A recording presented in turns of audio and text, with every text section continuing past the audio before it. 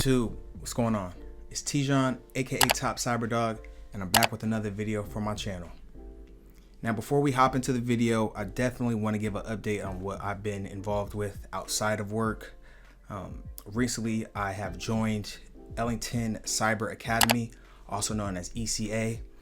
For those that have followed other content creators in the cybersecurity space, may have seen interviews by the founder and CEO, Kenneth Ellington.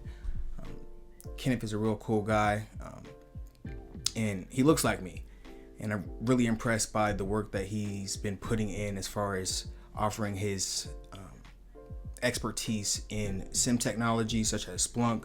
And that's something that I've struggled with in my cyber career as far as getting used to the SIM technology, especially Splunk. During my BTL1 journey, I struggled with that the most.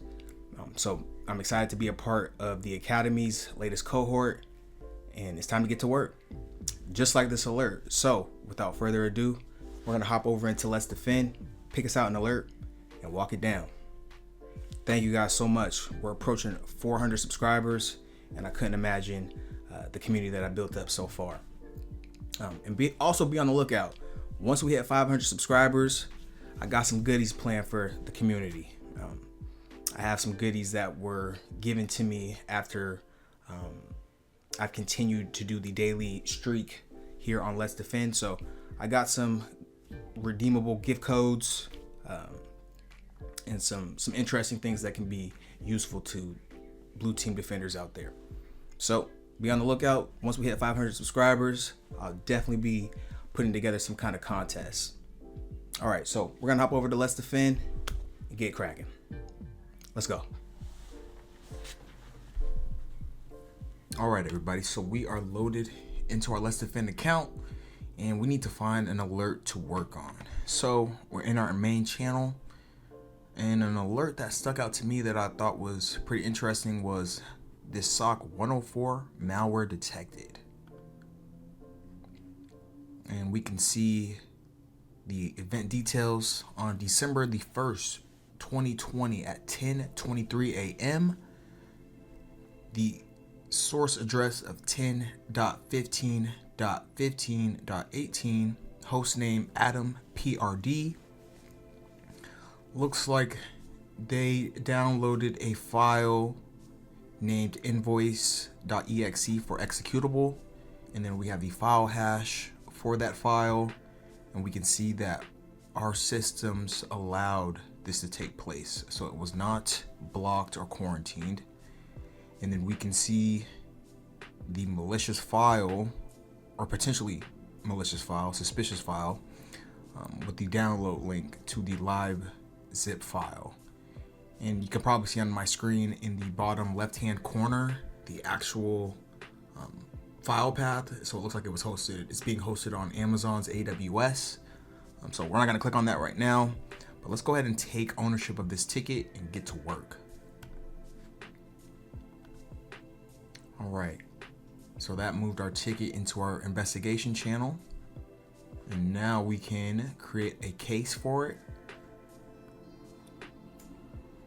And again, before we start the investigation, go ahead and copy all the details from that alert into a separate Word file, just so it makes it easier for you to work through the investigation on different web pages. As you can see, I already have virus total loaded up. I have hybrid analysis already loaded up, abuse IPDB loaded up, and something new that I normally don't use for a resource, Joe Sandbox. So just keep that into account when you're doing investigations. You will be using other websites to conclude if your alert is a false positive or true positive. Okay, so we have everything noted in our Word document, and we can then start running our plays from the playbook. All right, we can see define threat indicator, select threat indicator, unknown or unexpected outgoing internet traffic, antivirus programs malfunctioning or becoming disabled for unknown reasons, and unknown or unexpected services and applications configured to launch automatically on system boot.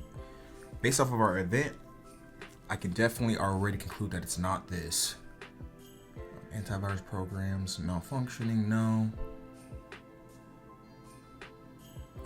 I believe we can say unknown or unexpected outgoing internet traffic,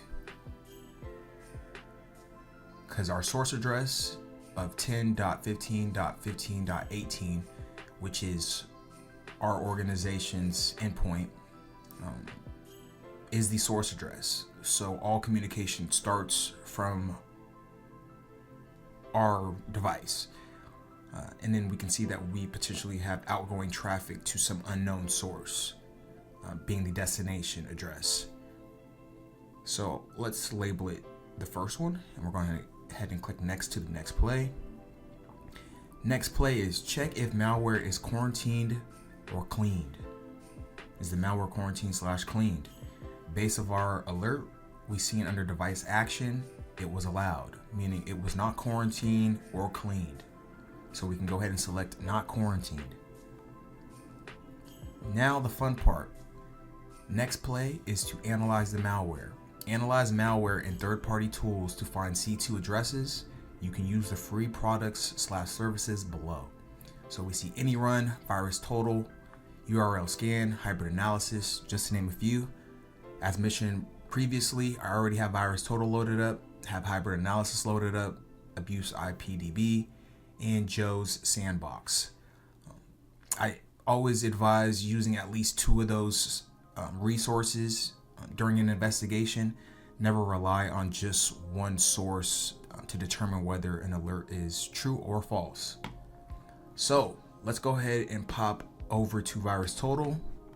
It's just always my preference. And based off of our alert details, we can take the file hash and do a search for the actual file. Go ahead and paste that in. Ooh, and we can see right off the bat, last analysis date 4 days ago, this file has been flagged malicious by 62 security vendors. And it's already been labeled ransomware dump.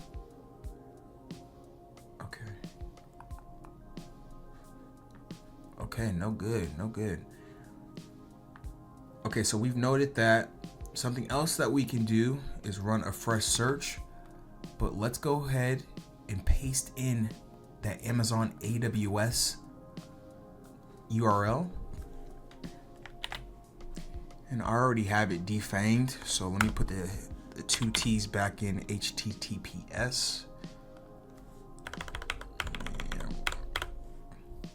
And then we'll run a search for the URL that our IP address communicated or downloaded from the communicated destination address. All right, so the actual file that is included in our alert, the URL has been flagged as malicious by 9 security vendors, and it was last analyzed 20 days ago. Okay. All right. Something else we can do is take that same URL, copy it. Let's go ahead and go over to hybrid analysis, paste it in, and run it in our online sandbox to see what it exactly does. All right, agree to their terms, and then we can see the analysis environment.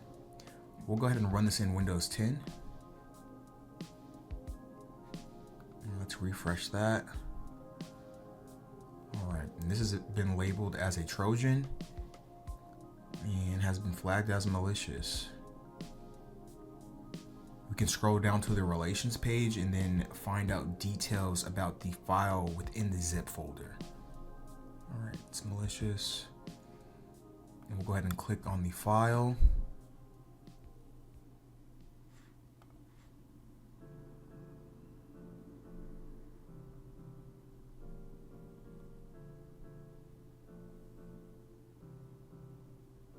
Okay. And then they also give a breakdown of what they found the file does in the sandbox environment. Okay, so we've checked 2 sources already, and the suspected file seems to be malicious.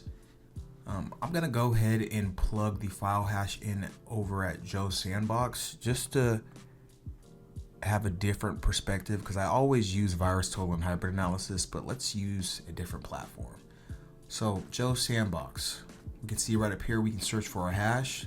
This is where we'll paste in that file hash, and then we will run a search. All right. So we can see that the file hash has been located, and they have, looks like 2 different reports regarding the hash in question. And we can see that under the sample info, that these 2 reports have different names for the executable file. That's okay, even though it's different from the name in our alert of invoice.exe. Being that we're using a hash, those hashes are 1-to-1 and are unique. So even if a threat actor changes the name of an actual executable, as long as the hash matches up, we know that we're referring to the exact same file. So we'll go ahead and click on one of them. Did I want that? Okay. Let's open up the full report. Ransomware, spreader, spyware, evader, maze. Let's close out of that. Loading up the full report. Okay, Yara detected maze ransomware. So this sounds like this is definitely a financial based attack, especially off of the file name of invoice. And then again, we can see the MD5 hash matches up to the hash in our alert. So we know that even though the executable name is different from our alert, we're still talking about the same malicious file because that hash is identical. All right, we can also see the process tree, and we can see a breakdown of maze and what it does. Okay, so maze ransomware encrypts files and makes them inaccessible while adding a custom extension containing part of the ID of the victim. The ransom note is placed inside a text file and an HTML file. There are a few different extensions appended to files which are randomly generated.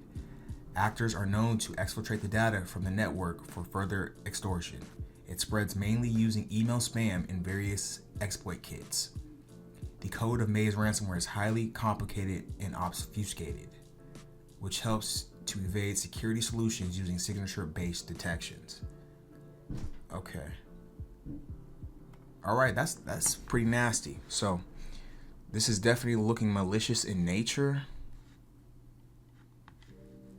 But let's go ahead. I'm gonna note the maze ransomware for my analysis notes.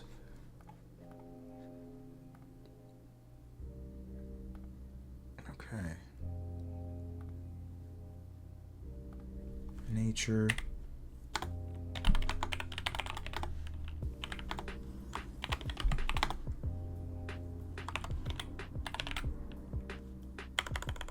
Okay.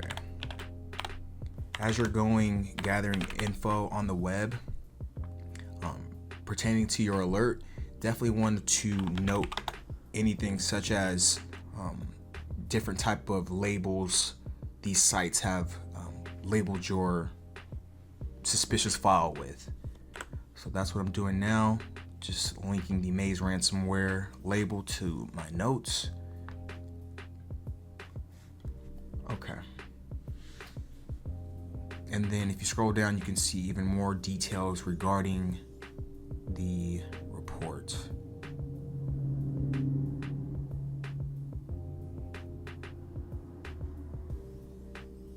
Okay. Stealing of sensitive information. And then down here, we can even see a MITRE attack matrix breakdown of the attack according to the MITRE attack framework. And then we even get a breakdown graph. Most sites do this, especially like any run. So you also get a breakdown of what it does in that environment via screenshots. All right, and down here we can even see under URLs possible C2 addresses. So we're gonna note that and continue on our investigation. Poland and Turkey. Okay, that's we're gonna note that. So these would possibly be some C2 addresses.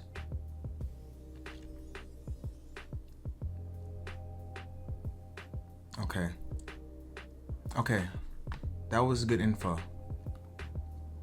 So let's now,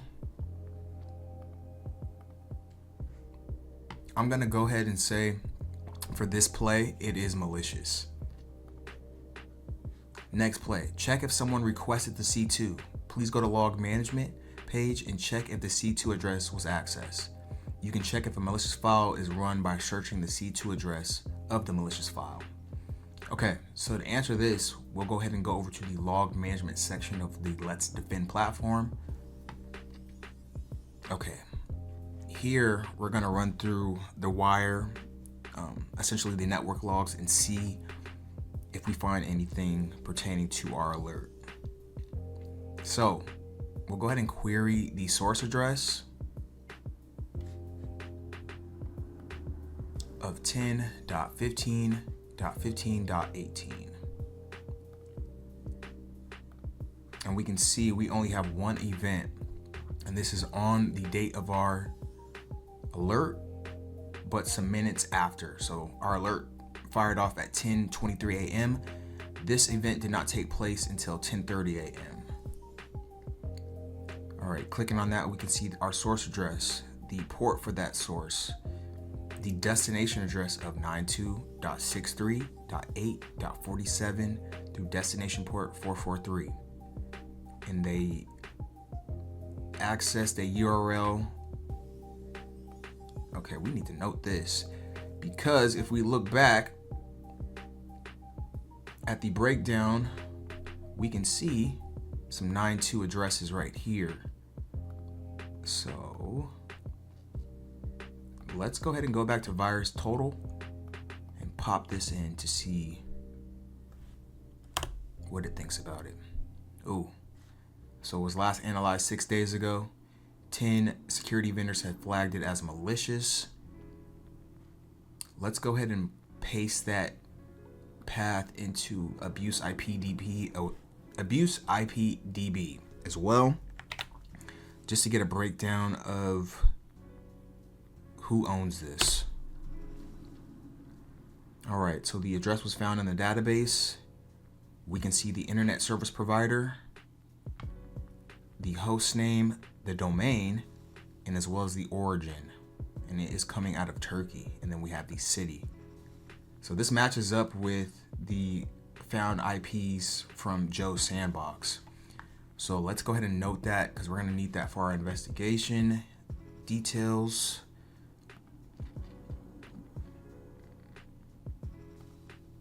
Okay, yeah, because that's definitely going to need to be blacklisted. So let's go ahead and go to the endpoint. Oh, not that. 10.15.15.18. And we can see Adam PRD. And we can see that the client is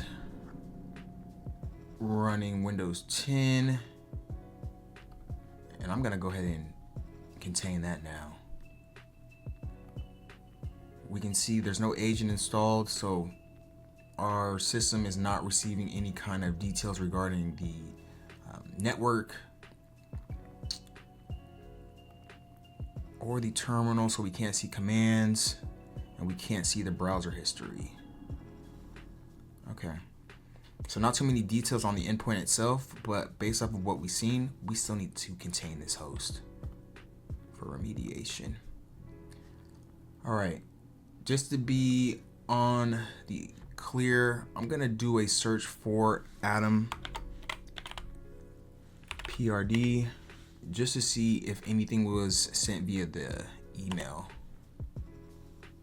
Okay, I don't see anything, so that's good on that end.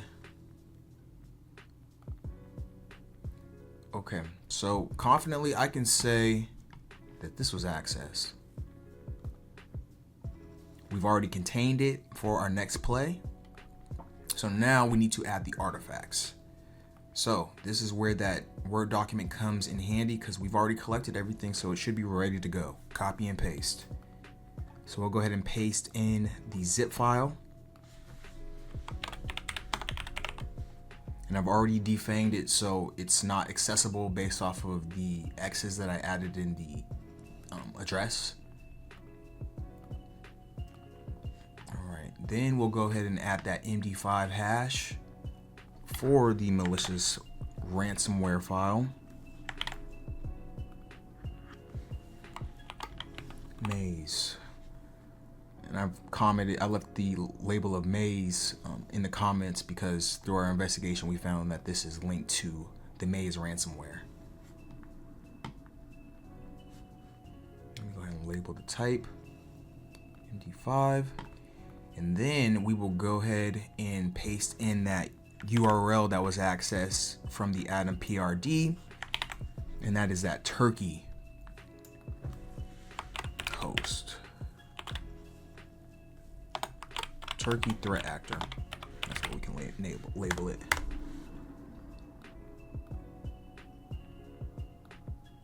Okay. Now our analyst notes. And as I've been going through the alert, I've already collected what we need for the notes.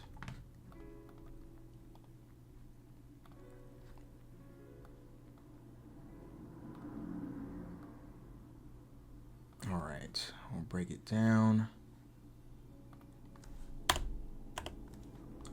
All right, so on December 1st, 2020 at 10:23 a.m., our SIM alerted on potential malware in our environment. Our endpoint 10.15.15.18 user Adam PRD was observed communicating out to the address 92.63.8.47.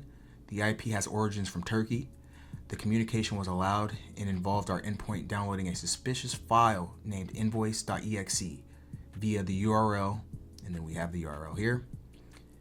After sandboxing the URL and the file, we have concluded it is indeed malicious in nature and linked to Maze ransomware. The endpoint has been contained for remediation and next steps with the user. All right, that sounds like a good note. And I copied it again because we're going to paste that in the closed notes. We'll go ahead and finish the playbook. Our ticket then moves us back into the investigation channel again, where we can close out the alert. And based off of what we observed, we can definitely conclude that this is a true positive. I'm going to go ahead and copy and paste the same analysis note breakdown in the close alert section, and we'll close it out. Ooh, I've seen that confetti real quick. The streak continues. We are at day 183. Go ahead and exit out of that to get a breakdown of our alert. We can see our alert SOC104 malware detected is moved up to the top. We have a check mark next to the results. We can click on it for a breakdown, and we knocked it out the park. All right, so that does it for this alert. If you made it to the end of this video, I appreciate it. Thank you guys so much for sticking around with me as I break down these alerts. It's definitely helping me be a better presenter and gather my investigation thoughts. So if you guys have any questions, any thoughts of your own, definitely leave a comment below. Try to respond back to everybody. Don't forget to like, comment, subscribe. Top Cyberdog. I'm out of here. Peace.